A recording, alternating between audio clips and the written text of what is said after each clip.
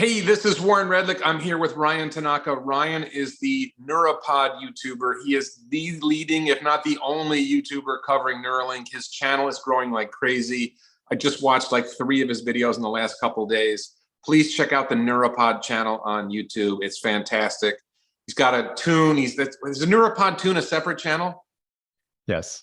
There's a separate channel where he's doing these animated cartoons about Neuralink and Tesla Bot and Elon Musk. Absolutely brilliant stuff. And one of the actors is one of the voice actors is fantastic as well. Hey guys, it's your girl Elon Fan 2993 here on the site of the Neuralink headquarters with the latest scoop on Elon Musk's Neuralink implant. Join me as I try to get inside. My daughter. So thank you, Ryan, for giving her an opportunity.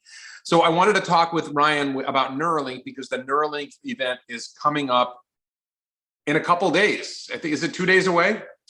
Yes, at 6 p.m. Pacific. Okay, so tell us about, let's do an intro. First of all, Ryan, tell everybody about yourself first. I know you worked for Tesla at one point. Could you give everybody a background about yourself? I studied civil engineering in school, then did engineering management for grad school. While I was in school, I interned at Tesla, and then in between undergrad and grad school, interned on a different team, charging infrastructure at Tesla. And then after finishing grad school, I traveled quite a bit and then started a YouTube channel called Neura Pod, which basically covers like updates and news about what Neuralink is doing. Basically, I had watched Rob Maurer of Tesla Daily cover daily updates about Tesla. And I thought in the future, there should be something that's like a weekly update about Neuralink. That was something I wanted to consume. And then nobody was doing it. So I thought I might as well start that. I'm super passionate about what Neuralink is doing, particularly the mission of curing brain and spine problems. And then the longer term mission is obviously also very exciting. But just being able to help somebody who is blind be able to see again, or somebody who's paralyzed be able to walk again. These things are super inspiring, and I think still very underappreciated by the masses. Even people who are following Elon and Tesla and SpaceX, they don't really grasp the magnitude of impact that Neuralink could have. Yeah, Ryan and I have talked about Neuralink a bit in the past, and I think Ryan is surprised. Like, I think people underappreciate the Boring Company. Like even people within the Tesla community, okay, Elon's making tunnels, and I think people don't see that. And I agree with you. Neuralink is going to be Ryan and I had this, I think you interviewed me on your channel, and we had this conversation, like, where would you invest 75% of your money and 25% of your money? And you were kind of surprised at my answer, but I think the potential for Neuralink is off the charts. The potential for Boring Company is off the charts. But I agree with you. A lot of people in the Tesla community, they like SpaceX, they think it's cool, and they're aware of Boring Company and Neuralink to an extent, but they just don't put a lot of thought into it. And you're doing really well. Your channel's approaching 60,000 subscribers now. How did that happen? Do you have a sense of where the growth came from? The primary growth started when I started doing monthly updates about what Neuralink is doing.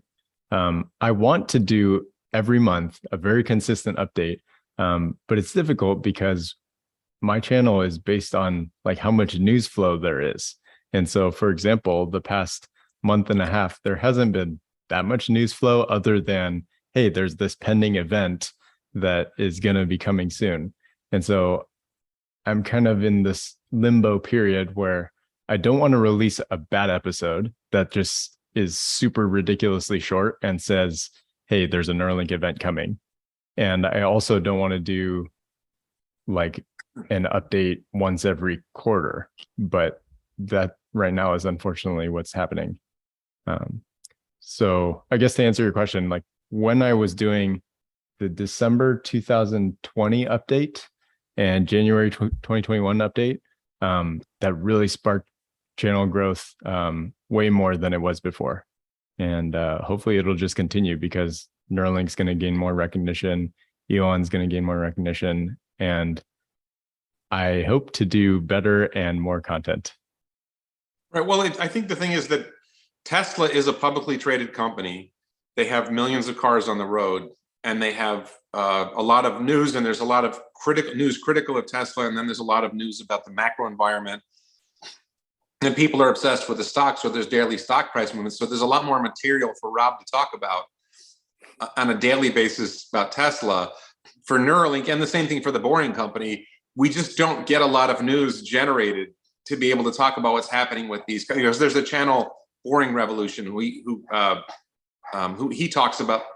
Will talks about the Boring Company, and you know, there's a shortage of news about the Boring Company as well. And I think as these companies grow, as they mature, as they start having products in the real world, as there's more experience with it, with Boring Company building more projects in more places, with Neuralink getting into actual human patients, and then more human patients, and eventually getting widespread, there'll be a lot more material to cover, and you might eventually go to a weekly pod or even a daily pod, right?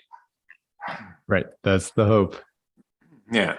And in the meantime, you've done other content. You've interviewed me. You interviewed Dave Lee recently. You're interviewing different people to get their perspectives on what they think about Neuralink and related topics. And I thought your interview with Dave Lee was fantastic. Do you have a favorite, other than me, of course, because I'm sure mine was the best? Do you have a favorite interview you've done so far that really stood out to you?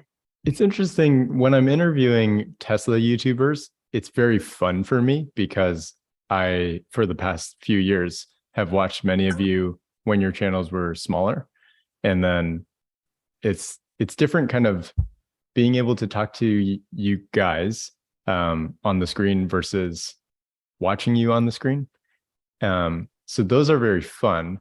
And I love Dave's content. So it was fun to interview him. I mean, same thing with Gally, Rob, you. I mean, just, you know, it's like they just keep going on.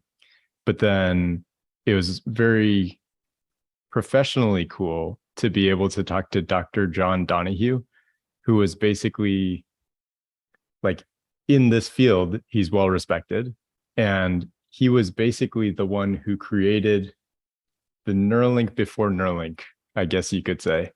Like, he and the company were not aspiring to have a fully implanted, completely wireless interface that has tens of thousands of electrodes. But back in the day, it was like the first person and company to have a monkey control a computer keyboard or cursor type device.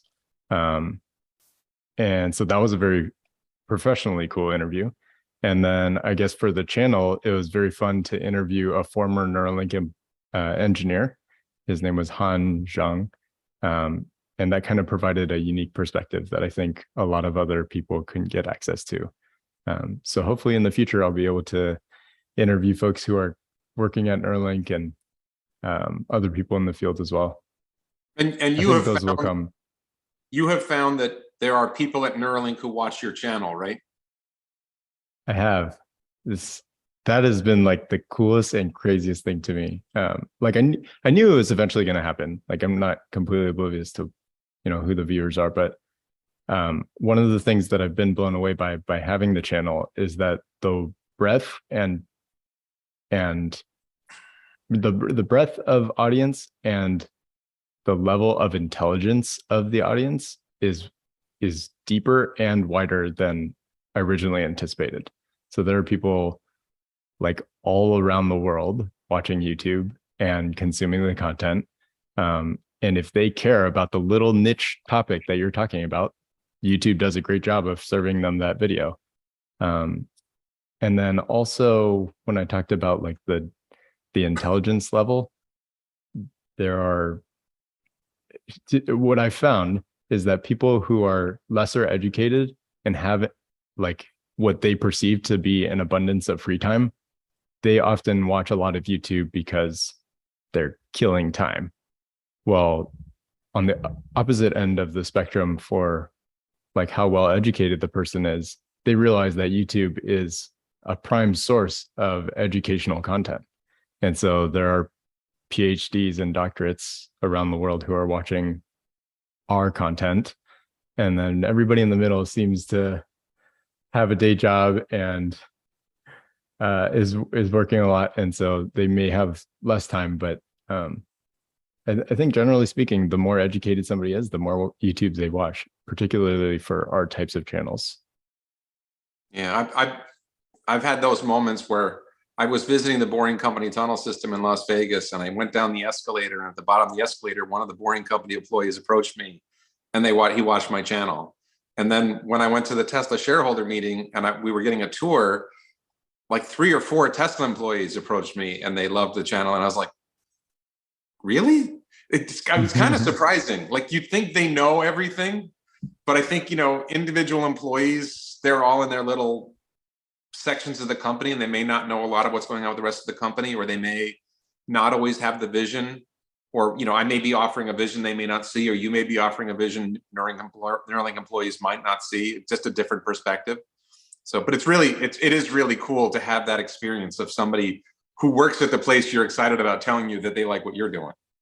So, absolutely. I would also add that one of the things that particularly resonated with me about your channel when I first started watching was that I felt you were extremely accurate about how Tesla employees are and what the culture seems to be like. It was very much like how I felt when I was at headquarters, working right alongside the full-time people. I mean, that's one of the coolest things about being an intern at Tesla or SpaceX. I assume Neuralink and Boring Company as well, probably Twitter too.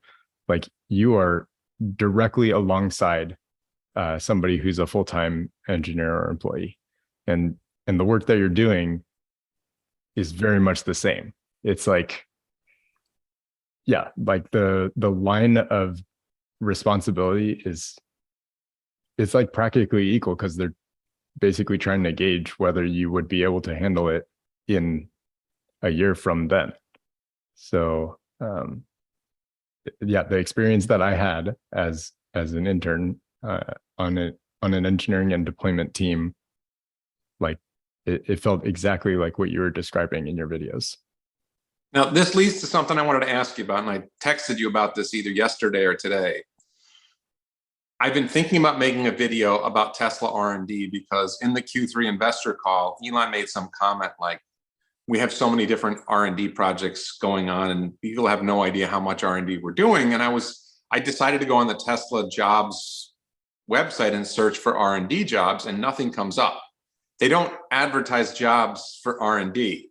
And so my theory, which I asked you about, and I'll ask you about it now, is that they don't have like specific R&D positions. They have people working on whatever they're working on, and they might segment a person out and say, hey, we've got this topic we want to research, or somebody might say, hey, I want to do some R&D on something that we're not doing now.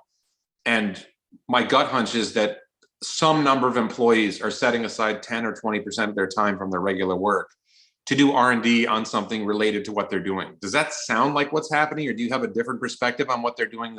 Where is this R&D work being done? That sounds correct. It's never really like, oh, we're intentionally going to segment out this 10 to 20% of our time. But I would say the general cultural perspective is that if somebody is working on a particular project, who else would be better to identify new ways to improve and develop methods to improve the efficiency of whatever they're doing, building, making, working on? Like, of course, that person who's in the weeds, who deals with it every day, if they're not the ones who are identifying how things could be better, they're probably not doing their job that great. So I would say that's generally the perspective that all the employees are taking, is that it's their job to make sure that they're researching and developing and improving the methods of the stuff that they're building. And so I guess from a financial perspective, probably all the budget gets allocated. I mean, I guess on the financial statements, it might be reflected a little bit differently than some other places. Like, if something's very specifically R&D, then obviously it'll fall in that bucket. But there are other minor expenses that are probably partially R&D and probably partially just like, hey, this is really pertinent to the project, and it's going to be considered like part of the costs of the regular project. And then I also mentioned to you, there are some roles at Tesla that are part of NPI, which are new product introduction. And those types of new products fall under any division within Tesla. And so those are really just like, hey, we really got to start a totally new initiative. And so I guess those are probably pretty close to R&D. That's probably closest to what a typical company might call R&D. I think I have a contact at Tesla I might reach out to after the semi event and ask, how they account for R&D, to see if I can get an answer on that. If I'm going to make that video, I think it would be a good question to ask. How do you guys account for this? Since it doesn't, because there are companies like Xerox had Xerox Park, or has Xerox Park. They had this like Palo Alto Research Center where they had specific people who were focused on sort of like, deep level R&D, and they come up with interesting things. And I think some other companies have like Skunk Works, and it seems like Tesla doesn't bother with that. They just put their regular employees, hey, you got something you want to do some R&D on? All right, take some time and do that. I think it's really, it proves how efficient and how remarkable the Tesla engineers are. The fact that R&D expenses are so low and expenses generally across the board are low and margins are so high is like, wow, they are really that much better than these other auto manufacturing companies and other AI tangential companies as well. When I get into that video, one of the things that struck me is trying to identify what are some topics where I think they're doing a significant amount of R&D. And one of my favorites is mapping. That when you drive FSD beta, right? Right. Yeah, so I drive FSD beta, and one of my biggest frustrations is mapping and navigation. And the navigation issues are often related to mapping. And it just seems to me that they've got millions of vehicles out there collecting data that could be converted into map information. And they could make their mapping that much better, and that would make their navigation that much better. And it just seems to me that at some point they're going to use the existing fleet to crowdsource data and create maps. And there might be some people on the mapping team who are doing R&D to figure out, okay, how would we make this work better? Does it seem like, first of all, does that sound like a good R&D project that they might be working on? And then second, what other things do you think they might be doing R&D on that we're not thinking about?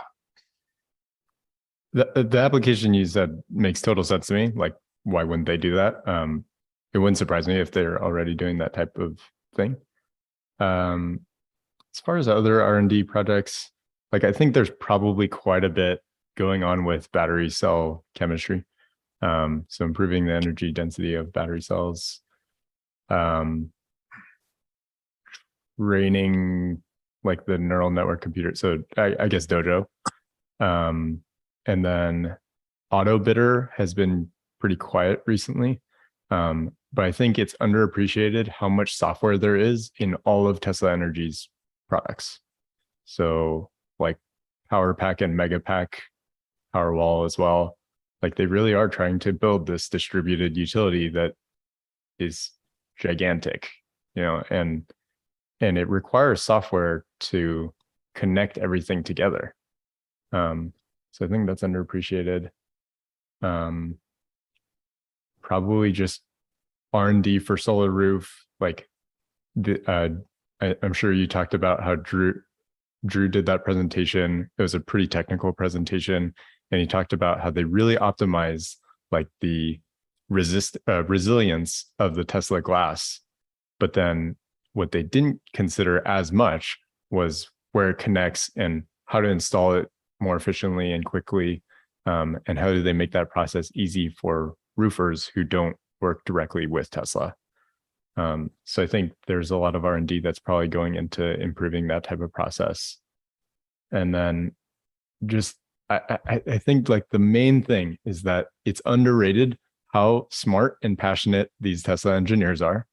And then how much that value gets amplified by working alongside other smart and passionate engineers, right? Because it's like, if you have one individual fantastic contributor, but they're working with other people who are a little bit less motivated or a little bit less clever than that individual contributor who's fantastic, they all of a sudden become like fantastic times 90%.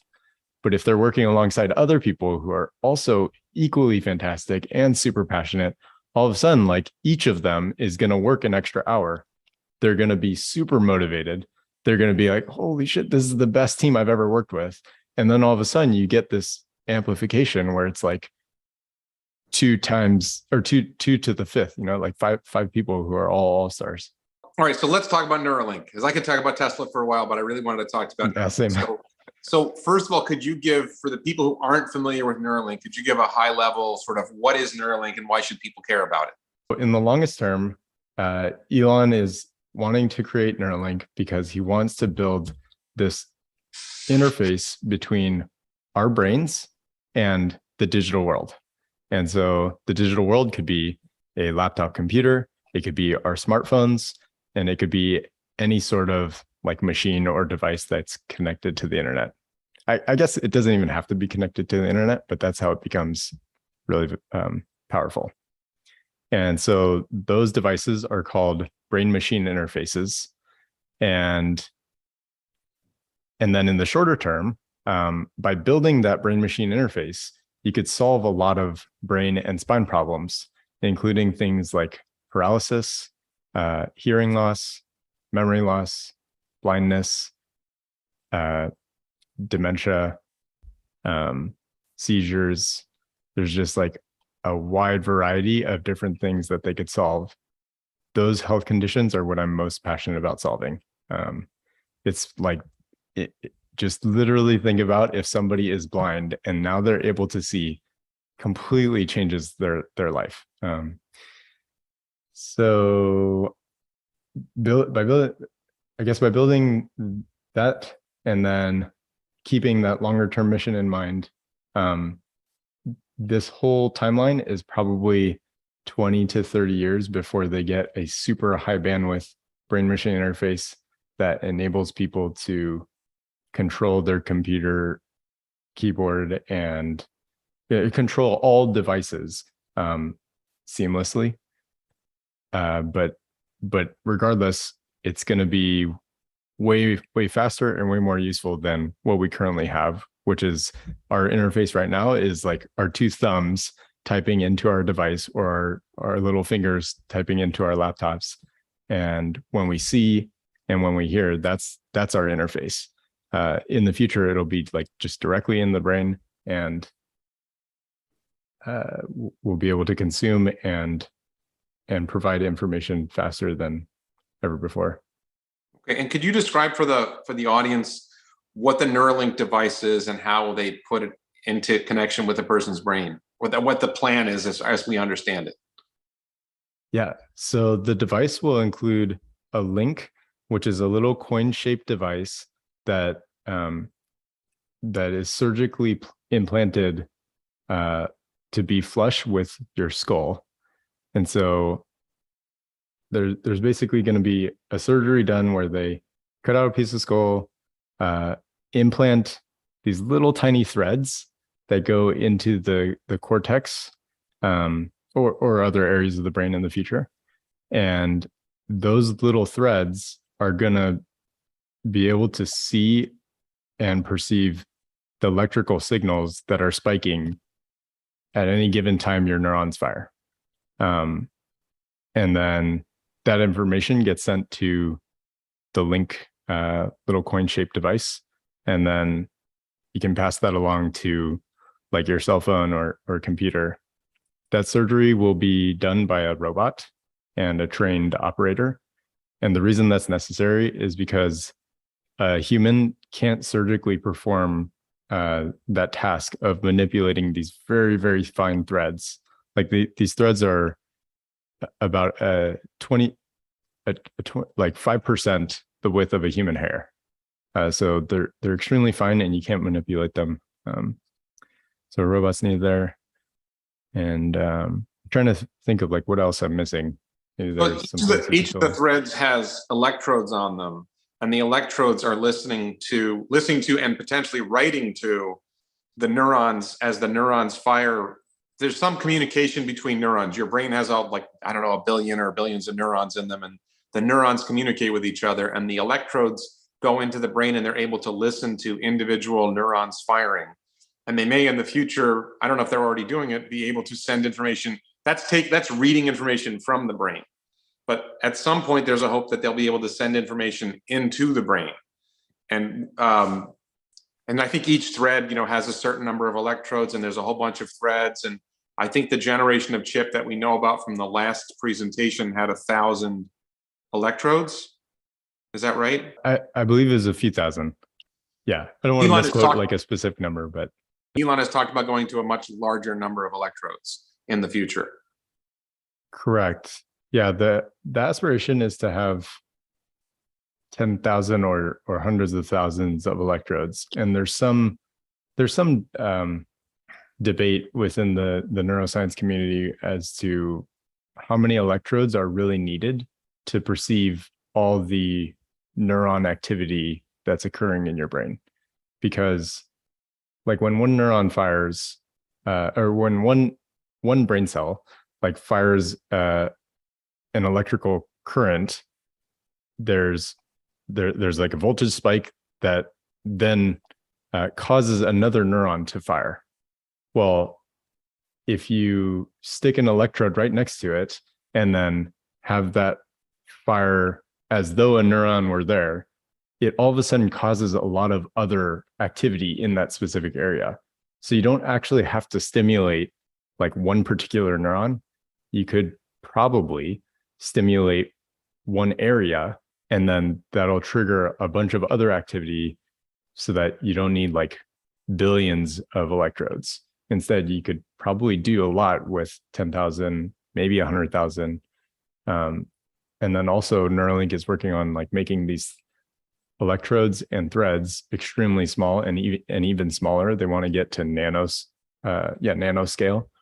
And if they're able to do that, then I guess you could have an increased number of electrode threads while also needing less. And so that would make the device probably safer and less likely to cause infection or issues down the road. And I think one of the ideas is, at least as far as listening to our neurons firing, one electrode might be able to listen to multiple neurons. It's not restricted to, it's not mapping one electrode to one neuron. It might be able to listen to the 10 nearest neurons or more. Does that sound right? Correct. There's something that I see oftentimes in the comments, both on YouTube and on Twitter, where people will say, hey, the neuroscience experts say that this is impossible, or that Elon's not going to be able to achieve what he has set out to achieve. There's been a lot of precedents in the past for stuff that's similar, but just never to this scale. So similar to what was happening with Tesla and probably SpaceX too, people were saying, oh, it's going to be impossible. It is impossible, and it's going to be impossible to have an electric vehicle that does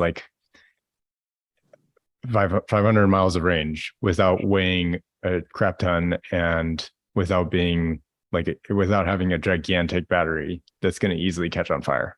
But that was clearly wrong. Same thing is going to be the case with Neuralink, because they've already demonstrated in principle that this can work. In 2021, they showcased a monkey being able to play a video game with just its mind. And, it's the difference between doing that type of thing in a monkey versus a human is not that significant. It may even be easier in a human. I'm not sure, but maybe. So I think we've got a good background of what Neuralink, the device is, and so on. We have this event coming up. And you and I talked, I think, in your interview with me about what was coming. And I think we had a disagreement that I said we were going to see the first human trial, and you didn't think we were there yet. Do you still think that this isn't going to be a human trial, or have you changed your mind? Or what do you think is coming? What is the highlight going to be? Yeah, unfortunately, I don't think that they've started human trials. Although they've submitted their application for human trials, and they're probably going to announce that they're ready to accept people who want to participate in the trial. That's my guess. But I think it's unlikely they've started because like there's a website that often has like when companies are looking for participants, even before they actually start seeking participants, and Neuralink is not up there yet. Additionally, like just the wording that Elon has used in the past made it seem to me like they weren't really going to start human trials until early 2022. I mean, excuse me, early 2023. But it's like whether they start this year or next year, if we fast forward and are patient, then it's not going to matter so much because the devices will be they'll provide a solution that has never existed for many people. So yeah. Well, all right. So I'm going to put on the screen, I'm going to edit into this video a clip from that Neuralink tweeted, which said, something about a show and tell, inviting people to the show and tell that's going to be on November 30th. And watching that, it looked like a human was entering text with his brain. What did you see, and can you describe what it showed, and what do you think that was? It was very much like as though a human typed that with a Neuralink. I think that was the intent, was to make it look like that, because that is what they're aspiring to do. So, fast forward like a year from now, and I think that will be possible. That will be the case. Yeah, I just don't like. I think it probably hasn't started yet, but it will soon. And I think the highlights from the event are probably going to be just like for the lay audience, it might be really boring, but it's like the amount of technical improvements are probably going to be pretty drastic. Like I think so. The primary reason for this event is likely to be recruiting, as with many of Elon's events. They're probably at a point where they're having difficulty finding fantastic talent. Like this is the issue for Tesla still. This is the issue for SpaceX still, any great company.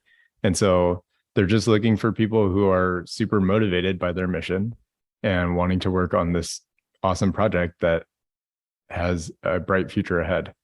And the way to do that is probably going into depth about every single one of these technical aspects of what they're building. So, like, for example, the robot that I mentioned that's going to perform the surgery, they call that the SewBot because it's basically like, yeah, it's basically sewing these little threads into a human's motor cortex or other cortex areas. And so like building that type of robot is an extreme engineering challenge, because they need it to be able to manipulate these small little threads. They need for it to be able to like perceive what's going on in the brain so that you can have a really good sense. Like the camera has to be great, so that you can sense what's going on, and see where the vasculature is so that you're not like piercing any blood vessels. And then when you breathe, like there's movement in the brain, and at that small of a scale, the movement's pretty significant. So the robot's needed for like sensing those things. And then like for the electrode threads, probably making those smaller. And maybe they'll talk about like the material science challenges of making sure that they have electrode threads that are going to last a long time in the brain, because the brain and the body are pretty harsh on any sort of like anything that's not meant to be in the body. It's very, very harsh on. So they're probably going to talk about how those are very resilient. the material science challenges that they're going through to make materials that are going to last longer while still providing enough current to be delivered to these neurons. They're probably going to talk about improved decoding algorithms. So like prior research labs have done a lot of work on making sure that the readings that they're getting from these electrodes are decoded appropriately, and they're differentiating between the signal and the noise. If Neuralink's able to do that better than any other prior research lab, then that's like a huge step forward. There are probably other things that I'm missing, but these types of like boring technical things that they're improving on are what's going to make the device amazing in the future. Okay, so that's very good, and I want to take that and segue to what's coming in the future. So I think the thing that we both think is coming in the future quickest is helping paralyzed people operate a mouse, enter text into a computer, maybe not that far down the road, helping blind people see. I don't know whether there's a motivation to help deaf people hear, because there are already technologies that are pretty good at helping deaf people hear, but they might be able to help deaf people hear better. And then you have the host of brain malfunctions or brain diseases that can be addressed. And you mentioned, like I personally have an interest because my grandmother and my mother and my mother's mother both had Alzheimer's. And therefore, number one, I watched them go through that. And number two, I'm somewhat likely to get it. So I think on the one hand, Elon actually kind of gave a negative response when somebody asked him about whether Neuralink would cure dementia. But I think even if it doesn't cure dementia directly, what we learn about the brain from Neuralink might help us understand brain diseases better. Does that sound reasonable? Absolutely. In the 2020 update presentation, they went around the room at the end of the presentation asking employees to identify what they're most excited about for Neuralink in the future. One of them talked about how Neuralink's going to provide a scope into the brain that would provide a lot of like new science breakthroughs in the greater neuroscience community. So even just being able to like map what's going on in the brain at any given moment in really, really high detail, it's like, imagine how much more information you have that you're able to do stuff with. It's huge. Because right now, like the brain is in a lot of ways unknown to a lot of people. So if Neuralink is able to, like they don't even have to know very specifically what's going on in any part of the brain, because if they set up their architecture correctly, then the artificial intelligence and neural network training will identify like what's happening. And then you can be like, oh, okay, this is what's often happening in a specific area of the brain that often then leads to this condition. So I guess that's something that's happening in the longer term. But then, yeah, like I guess going back to what you were talking about with helping paralyzed people, the first indication for the human trials is going to be like cervical spinal cord injury. So people who have tetraplegia or paraplegia and are not able to move their limbs, then like the goal is to help those people be able to regain control of a computer keyboard and mouse and use those faster or use those more efficiently than like an able-bodied human would be able to. They'd be able to type faster than we can. Correct. Because they wouldn't physically have to do it. They would just be able to think it. Right. And just, I've heard Elon talk about quadriplegics and tetraplegics and paraplegics. And paraplegics, I think, can't move their legs. And quadriplegics can't move their arms and legs. I don't know what a tetraplegic is. Do you? Oh gosh. I'm gonna have to look this up later. I, I I've gone through this like so many times, but I'm like careful not to misspeak. Tetraplegics, I believe, is less fewer limbs paralyzed. Okay, well, Yeah. I'll look that up. I'll get a I'll leave definition. it at that. If I remember, I'll edit it into the video. I'm not so sure I'll remember. For those who haven't figured it out yet, I'm in unusual circumstances using my phone because I left my laptop in another place, and my editing is going to be challenging on this one. So for the future, you mentioned something, and there's this point where we transition, where Neuralink transitions from helping people who have brain diseases or paralysis, spinal cord injuries, to helping what would generally be considered healthy people. And Siobhan Zillis was interviewed. Sorry, she spoke to a Canadian group, and she mentioned, like, what about people who are having trouble sleeping? Like, is that really a brain disease? Like, what if you could get a quality 8 hours of sleep because the Neuralink got you 8 hours of sleep? And how valuable that would be for a lot of people. And sorry, when you were interviewing Dave Lee, he was talking about people with permanent pain conditions that because he knows, and I as a car accident lawyer know there are people who have just pain that won't go away, and we try to medicate them, and we have all these problems with opiates and addictions, and so there's a lot of ways that we can see this going. But there's this point in the future. I don't want to spend too much time on the brain disease or helping people who are sick, but going forward to the people who are healthy, and then at some point they start adopting Neuralink. And Elon has talked about keeping up with the AI. Can you describe what Elon means by keeping up with the AI or the AGI? Yeah. So like a lot of people have speculated that artificial intelligence could become smarter than humans in every way. That is a concern that Elon shares. And so in order to alleviate the likelihood that that type of thing is going to happen, he wants to make sure that our collective human will, so like everybody's goals combined into one, are able to like join digital collective intelligence so that we can guide where it's going. So basically, it's like if we can operate at the same speed as our computers, then we're basically joining that AI team. And so that's where his catchy saying of "if you can't beat them, join them" comes from.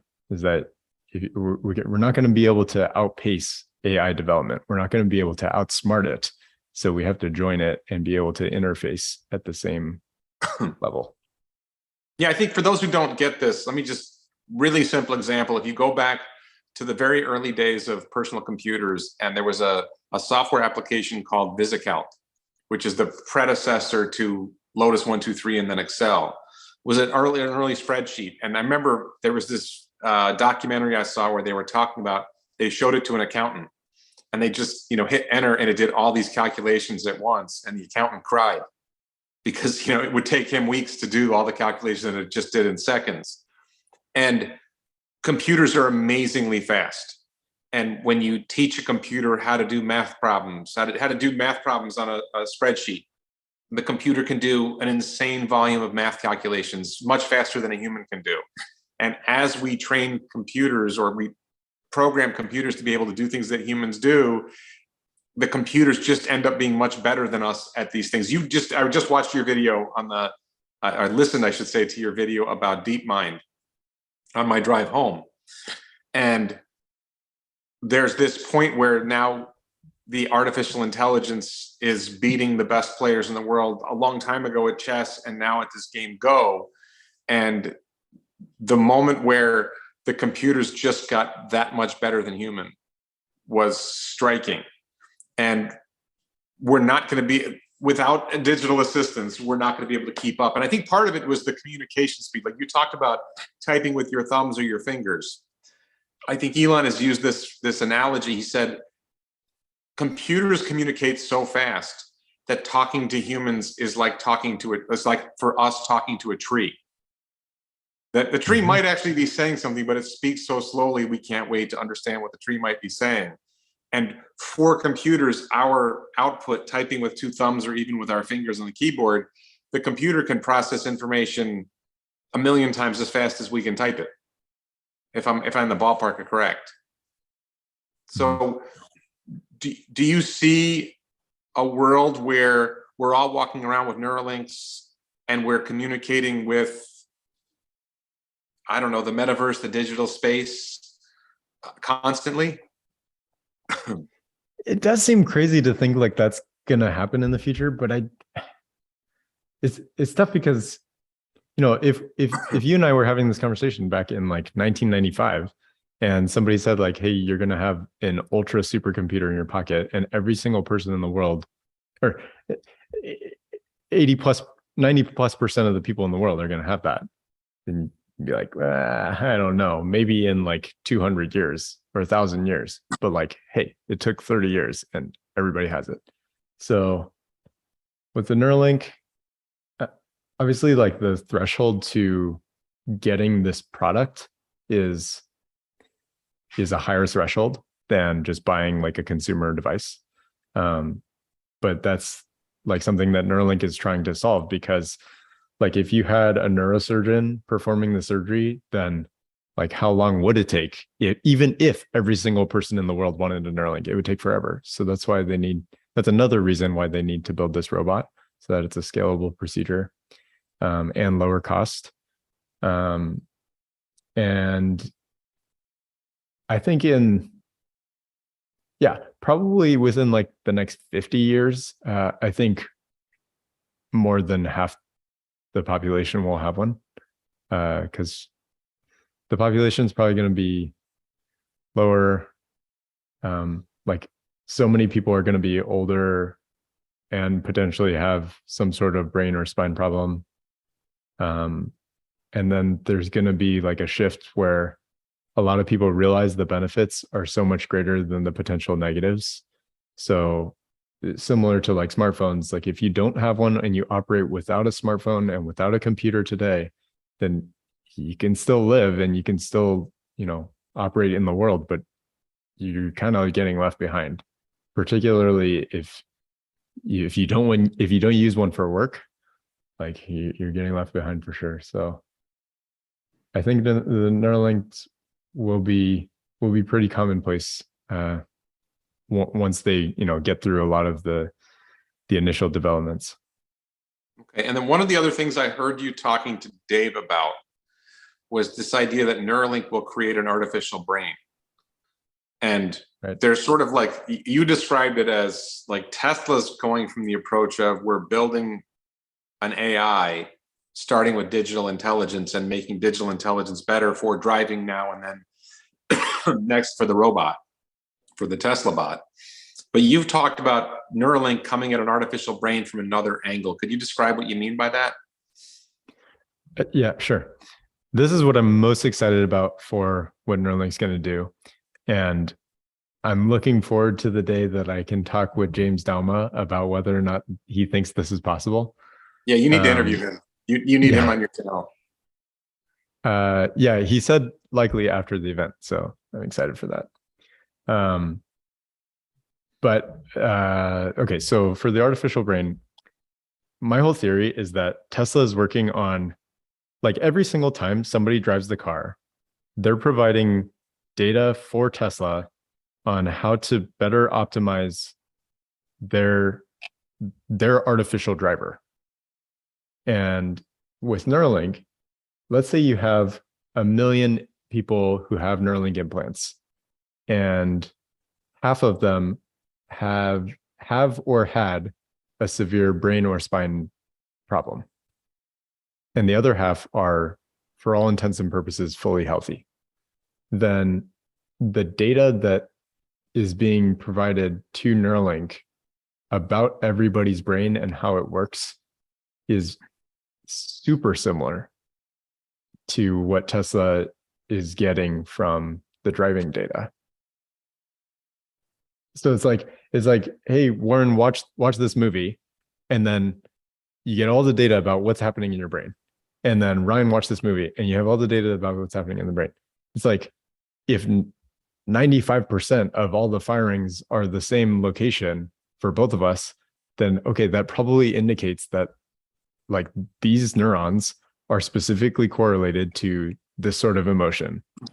And then, extrapolate that out to a bigger example. If 10 people all do the exact same dancing movements, like we all go line dancing and we all have the same movements, then it's like, okay, those are really, really highly correlated. And like that's already kind of known, but you wouldn't have the specific granularity that Neuralink has until you have like this very high bandwidth device that has a bunch of electrodes with low signal to noise or high signal to noise ratio. So that, yeah, I think like that's an extremely exciting thing that I think basically would enable Neuralink to have an artificial brain. And then if you have like, you kind of have to think of it as like the artificial brain would just be like a supercomputer. It wouldn't be like a meat in a vat. And so, yeah, you have this like supercomputer that knows how every human's neurons tend to fire. And then you just stick that into a Tesla bot or like whatever other use case you could think of. You just take the FSD. Right now, we got FSD version 3 chips in our cars, and FSD version 4 chips are coming soon, we think. So maybe it's like the FSD version 6 or 7 chip gets a whole human brain in it, a whole artificial human brain in it, and goes in a bot. It's potentially what's happening. Maybe version 10. Yeah, it's funny because, like, of course, we're simplifying things, but I think that's pretty much how it's going to be. Okay, so I wanted to talk about the money side of things as well. So Neuralink is a privately held company. It's not publicly traded. I believe employees get stock, and there are some. I think they did have a funding round, right? They did raise some money from some venture capitalists. I think Elon probably owns at least 90% of the company, although I don't know the exact number, but he owns a large share of the company, probably a significant majority anyway. But at some point, I think we may see a Neuralink IPO, probably at least 5 years from now, if not longer. But I'm just looking at the market opportunity that, let's say it costs $10,000 for a Neuralink to get a Neuralink in your head. And I'm not even including like the cost of software upgrades, which I'll get to in a second. But currently you buy an iPhone and 2 or 3 years later you get a new iPhone. And you can imagine, I imagine a world where 1 billion people have a Neuralink and they upgrade every 2 years and they're paying $10,000 each time. And it sounds like it's a crazy amount of money, but if it makes you that much more productive at work, then you're generating that much more earnings by having this. Like you're generating, it costs you $10,000 for the device, you produce $100,000 more work, if not $1 million more work, because you have this enhancement.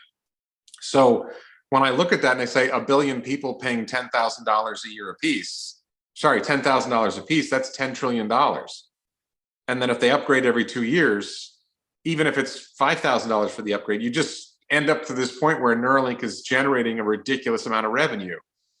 This is, typical Warren napkin math, and maybe I'm getting out of control here, but could you see, let's say 100 million of people a year getting a Neuralink paying $10,000 a piece, and that's $1 trillion in revenue? Is that crazy? I don't think that's that crazy. I guess this is kind of a separate thing, but for Tesla, I think you're a little too conservative. For Neuralink, this sounds overly optimistic in some ways, but under optimistic in some other ways, or too pessimistic in some ways.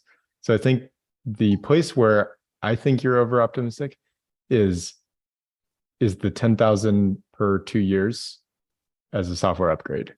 Like, I think it's more likely. Hardware upgrade. No, that they replace the chip. That there's a new version of the Neuralink chip that has more electrodes, and they pull out the old chip and put in the new. I mean, they probably don't do this every 2 years. Maybe they do this every 3 or 4. Like, I might not go for brain surgery every 2 years, right? Mm-hmm. But then again, there's people getting cosmetic surgery all the time, right? So, yeah, I mean, I think every 2 years is a pretty high frequency. So it's probably less frequent than every 2 years. I,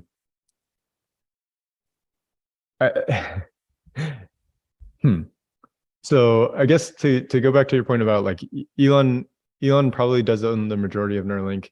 They did a funding round in 2021. That was a Series C, valued the company around a little more than 2 billion. It seems like it would make sense that they would do another funding round, like, I don't know, within the next year or two. It probably makes sense, particularly once they start human trials. All the employees, as far as I know, do get stock. And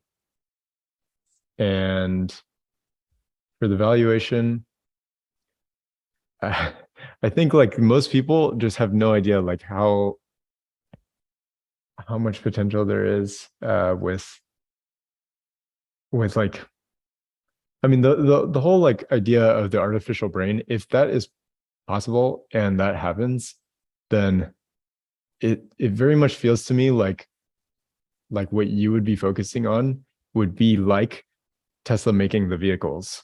Whereas like if they're able to do this whole artificial brain thing, it's like that's like FSD. And it's like, hey, almost all the value of the company becomes that thing. Because all of a sudden, if you have like an army of 20 Tesla robots and they can all perceive how the world is, then that's really fantastic. But then be careful with the word army. yeah. If you have like that brings Terminator up. Yeah. Although I think there's something to be said about like, hey, maybe in the future that's how wars will be fought. You know, it's like you just have like a bunch of bots and drones. But anyway, so yeah, like if you have 20 Tesla robots and they can all perceive how the world is and operate in the world because they're able to use vision for perceiving the world, then that's hugely useful. But then all of a sudden, if you're able to like basically replicate what your brain is into them, then that's huge.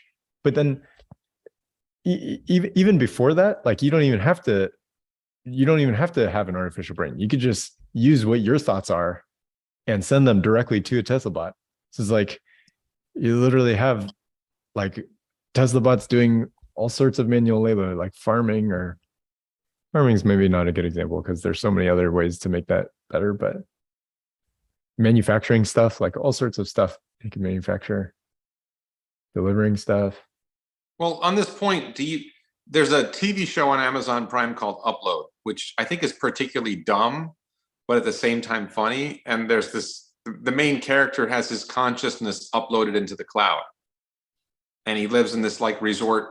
They create this resort where they live in the cloud. It's just a weird story.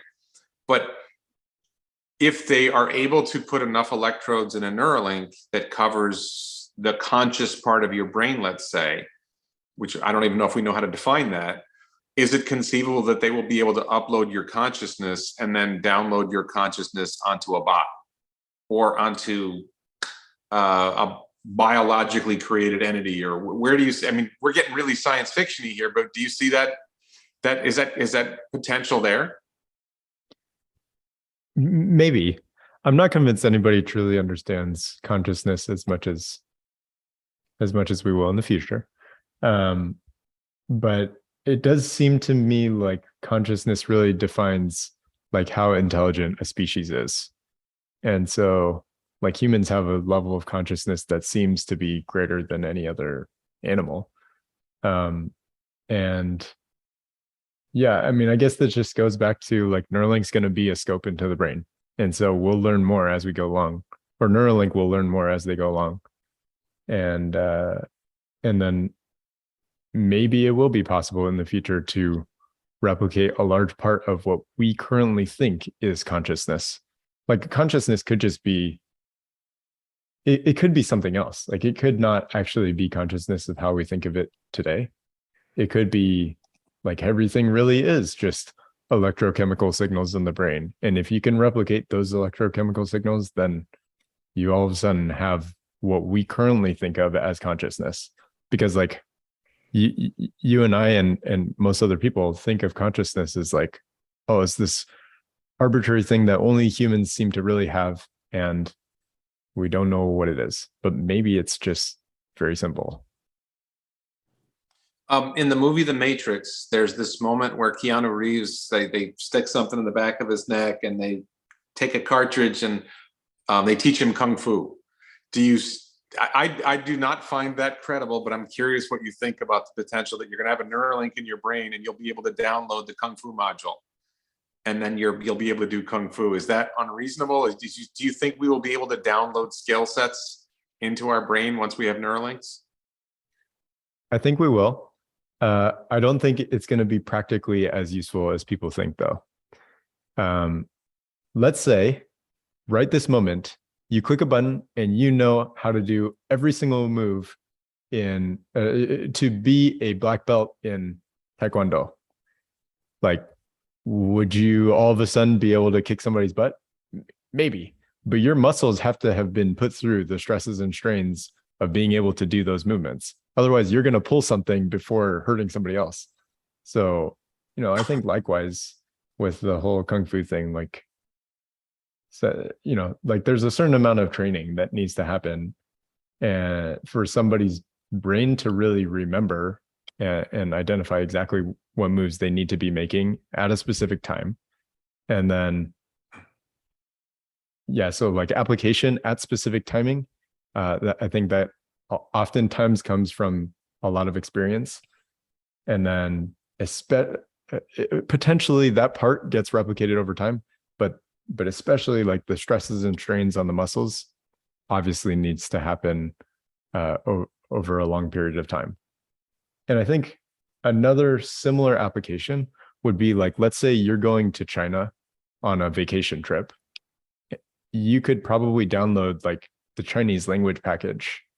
This is really long term, but download like the Chinese language package, and then the speed at which you're able to think and then output like a verbal communication to somebody else is way faster than it is today. So it's like right now, even with our phones, like I could probably speak in English and have Google like output a voice in Chinese to somebody else. And then it could also simultaneously listen via the microphone, somebody speaking Chinese, and then translate it into English, and I could hear it. But that whole process takes forever. With a Neuralink, it would be way faster. And then it's like, you basically know Chinese. Okay. So now there's this distinction between reading from the brain and writing to the brain. And as far as I know, they haven't done anything. They didn't demonstrate anything at anything I've seen so far where they wrote to the brain, unless I'm wrong. So reading from the brain is they're trying to get a sense of what we are thinking, or where we want the cursor to move, or what text we want typed on the screen. But there's this prospect that at some point the Neuralink device will be able to write information to the brain. Can you think of any examples where that's going to be useful in the short to medium term? Well, so I think like when somebody's paralyzed and can't control a computer keyboard and mouse, like you would probably want to have the read capability, the read and write capability, because like, yeah, you would want somebody to, like, if they're thinking, hey, we need to click on this specific thing, then like you read what's happening and then send that.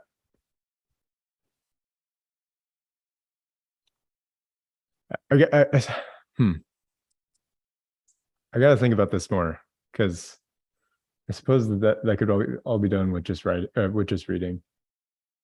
Well, I mean, I think the really good example of where writing is valuable is, let's say somebody has a permanent pain condition. If the Neuralink is able to write to the brain to get it to turn off the pain signals. Are you still there? Yes. Yeah. If the Neuralink device is able to write to the brain to turn off the pain signals, to stop the neurons from firing that are triggering the pain, that I don't know if it would be writing, maybe that's a solution to a pain problem, and that would require write capability. Reading alone would not solve pain problems, right?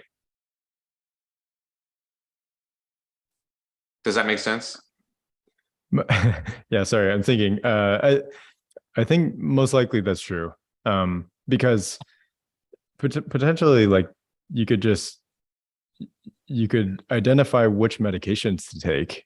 So it's like right now, Neuralink is very focused on electric problems that are electrical in nature, but you could also solve some things if you identify them appropriately and diagnose appropriately. Then if there's a proven like pill that you could take to cure a specific thing, then maybe that's also part of the solution.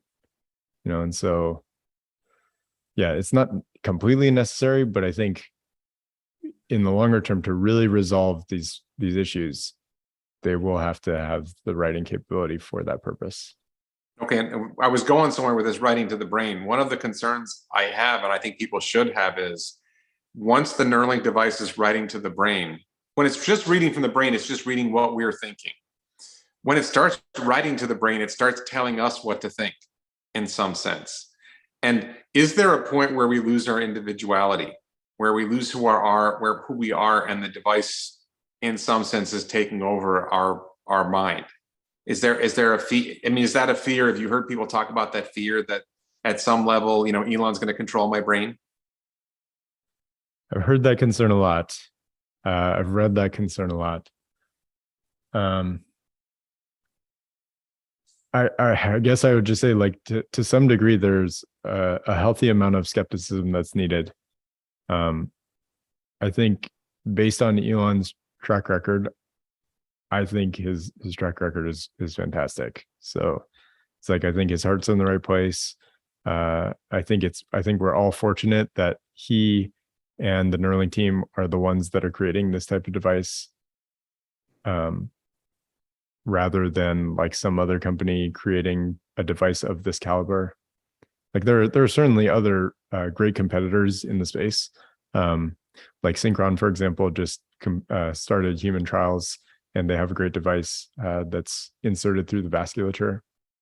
There are other companies that are working on non-invasive BMI or brain-machine interfaces that are also doing great things, useful things for a more limited number of purposes. But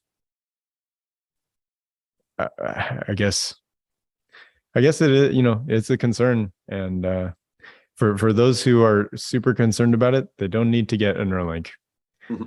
They'll eventually get left behind, probably. You mentioned Synchron, and I think you talked about that company with Dave Lee. Is that the one that's inserting electrodes through the blood vessels? Yes.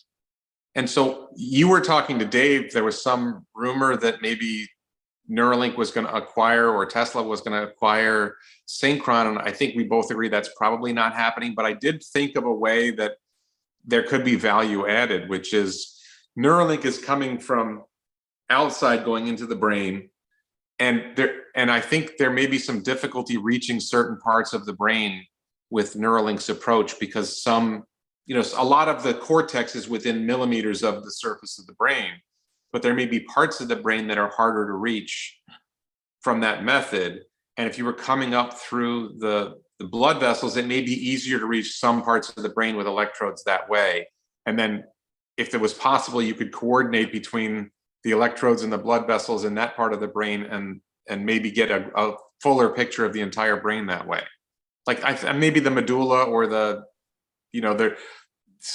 maybe like the inner parts of the brain. Does that make any sense? I'm not that good at understanding the architecture of the brain, so I don't know if you have any thoughts on that. I think that's a valid, it could happen, and that would make sense to me. I'm also like no expert in the brain at all, but it's true that the cortex is pretty close to the surface. There are other places, like I think the hippocampus is tougher to reach. There are plenty of deeper brain regions that Neuralink would want to get to be able to help with like emotions and memory and stuff like that. And at least as far as I know, Neuralink will probably just be able to get deeper into the brain with their robot. Like another plus for having a robot perform the surgery is that they could go pretty deep and have like a very thin needle cartridge. And if you have like super skinny threads that are way thinner than the brain could perceive, it's like you could probably go pretty deep. Yeah, I forget where I was going with this, but that's what I'm thinking right now. Okay. So so you've got this event coming up, and do you know yet? Are you getting in? I will be attending. Yes. Okay. So when you're and just for the audience to know, you were trying to get me a ticket as well, and I opted out because I just can't travel at this time.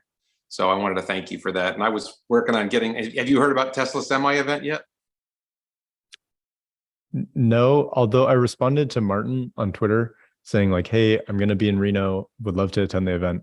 And then somebody responded to my comment saying, "It seems like Tesla is doing a randomized like drawing, and it doesn't matter whether you want to go or not, or whether you could attend or not." And Martin liked that comment. So I was like, okay, I just want him to know that I'm going to be in the area and would like to attend. You've been to at least Tesla events before. I don't know if you've been. Did you go to Neuralink events before? Is there like a community that, because when you go to a Tesla event, a lot of times there's a whole bunch of Tesla fans there and Tesla YouTubers there, and there's sort of a community gathering. Do you expect that there's going to be a group of people showing up for the Neuralink event, and there will be people hanging out, and there's not going to be like a Neuralink Con San Francisco event where people are speaking about what's going on, but do you have the impression that there will be people getting together and there'll be some gatherings?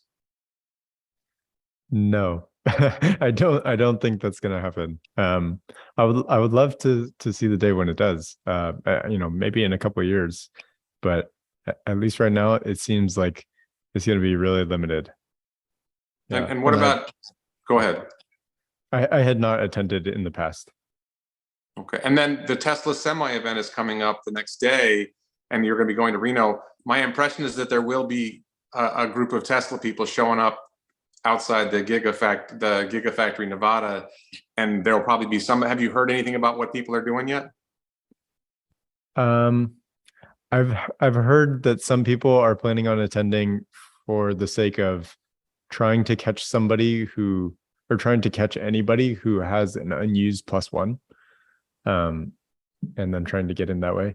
I guess to be clear, I'm not positive I'm going to end up going to Reno now, given like some changing circumstances. So, if I'm able to go and get in, I would be thrilled. Like I was at Tesla headquarters when they unveiled the Semi, and that was, and actually, oddly enough, they didn't unveil the Semi at headquarters that time. So that was Fremont, wasn't it? I want to say it was.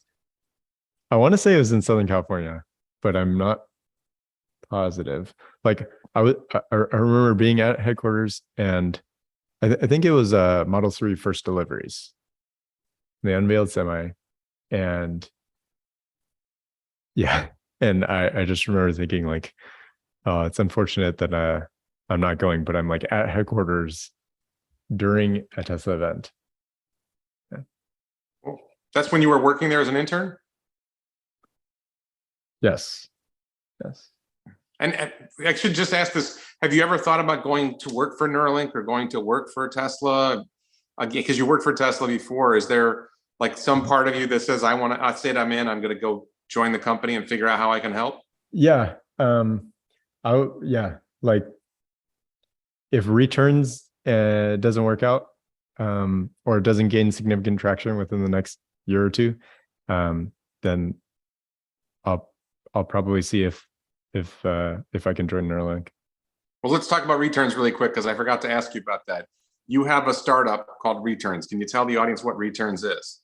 Basically, operate a website to help retirees do consulting work on their own schedule and they designate their own wage. So the goal is basically like retirees have a great skill set and a lot of knowledge that they've accumulated over their careers. And a lot of times it just goes to waste. And I want them to be able to like unlock the things that they've learned, pass it along to other people, monetize the skills that they have, and designate their own schedule so that they don't have to commit to doing like 40 hours, 50 hours, 60 hours every week. Instead, they dictate like how much commitment they want. And they can price themselves out too if they're getting too much work. Yeah, I mean, I think it's just something that's very needed because like of demographics, baby boomers retiring, labor shortages, I believe, are going to persist particularly after this downturn. Like right this moment, we're pretty much seeing everything that we saw during COVID happen as far as like the labor market is concerned. So during COVID, at the beginning, there was a little bit of slowdown with hiring because people were kind of uneasy about what the future was going to look like. And then people started firing, and it was an accelerated firing or accelerated layoffs. And that's kind of what we've seen recently with the recession. And then once there's a light at the end of the tunnel and companies seem like companies have confidence that consumers are spending, they'll start to rehire, and they will have tremendous difficulty hiring because everybody who has exited the workforce or prematurely retired or gotten laid off and decided to start their own side hustle or be an independent consultant or influencer or YouTuber or whatever it is, like they are permanently out of that former 9-to-5 workforce. And yeah, for those reasons, like the economy is going to experience a labor shortage like we've never seen before. And therefore, for the US and the world, like retirees will be needed to fill some of that labor shortage void. Okay, and return is a combination of retiree and intern, and also sounds like returning to work. Correct. Okay. And is that at retern.com or reterns.com or both? I think I got both, but it's with an S, reterns.com. Okay. So for anybody because my audience is a lot of men over the age of 45. So for anybody in the audience who's thinking, hey, I'd like to do something like this, please go to returns.com. And what do? They go to how would they start? They fill out a simple like profile that says like their name, the industry that they were in, what their desired hourly rate would be, what their desired workload per week would be, and then submit a profile picture. And right this moment, it's like just trying to get a bunch of retirees to show their skills. And then my thought is that in the future, companies will be able to browse that list and like handpick the ones that they're interested in.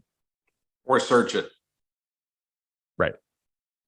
What's the holdup for you in getting to the next level? Is it getting more people to sign up? Is it getting companies to look?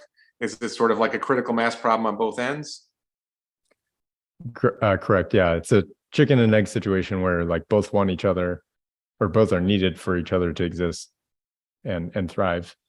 So yeah, I mean, I just like the more retirees that sign up, the better. And I also, I guess, call out to any companies who are interested in hiring from this demographic or this labor force. Like, please check it out. And so there's a side for companies that they can look, and they can start looking at who's available. There will be shortly. Okay, and I haven't publicized like specific pages because I was so focused on like trying to get retirees to sign up. So the first job right now is getting retirees to sign up, and if you get a good pool of retirees, then it's going to be easier to attract companies. And once you attract some companies, it's going to be easier to attract more retirees to sign up. Right. Okay. All right. So Ryan, thank you so much for doing this with me. I'm going to reach out to you again after the event, And if I'm right and they have started human trials and they display a human, then I think you owe me a cup of coffee or something like that. Maybe dinner. I think I have bought no you problem. dinner. I think I bought you dinner in LA, so you're gonna have to buy me dinner. Okay. I have no problem admitting I'm wrong when I'm wrong. So Okay. Yeah. Well, let's try this. What's the probability that there will be a human? They will show a human with a Neuralink. You're saying 0 probability, or you're saying 5%? Do you think it's very unlikely? I could tell. I think it's very unlikely. I'm mature enough to realize that it's dumb to assign like a 0% probability things. So I think it's like 2% that it happens. But the video that they showed, could a monkey have typed out that text with its brain? I don't think so, but it's quite easy to make a video like that. Well, no, I understand it's easy to make a video like that. I'm just saying, like, maybe they got a monkey, because I know there are monkeys that know words. I don't know if they know sentences. I don't know if the monkeys that know words. There was some monkey that was, or chimpanzee or something like that, that was able to communicate with words, not speaking, but like point to something and point to the word, whatever they wanted. I think that some monkeys have been able to develop some vocabulary. So I'm just saying, another explanation would be that they got a monkey to say that sentence and they got a monkey to communicate with words. I mean, would you say that's less likely than the human? I think that's less likely than a human. I think it's probably like somebody typed it out and they timed it so that it looks like a. So I'm hoping you owe me dinner soon. Do you hope that they've started human trials? I want them to make as much progress as fast as they can, as long as it's safe. And I think my guess is that they're skewing towards being overly safe and secure. So, like Elon's mentioned in the past, like they are going to make sure that they meet every regulatory criteria and more, just like Tesla does with the NHTSA. Yeah. Okay. All right, Ryan, thank you so much for coming on the channel and talking, and I hope I get to talk to you again soon. For everybody else, please check out first of all, check out Ryan's channel, Neura Pod, on YouTube. He's going to pass me sometime in 2023. He's going to have more subscribers than I do. He's growing faster than I am. But check out his channel, Neura Pod. And what's the other channel? Neura Pod Tune or Neuratune? Yep, Neura Pod Tune. So check out those two channels. Really good stuff. And then for everybody else, please check out my videos. Please check out the t-shirts at elonbits.com. Please support me on Locals, Patreon, as a YouTube channel member. Like this video, share, and subscribe. And thank you all so much for watching.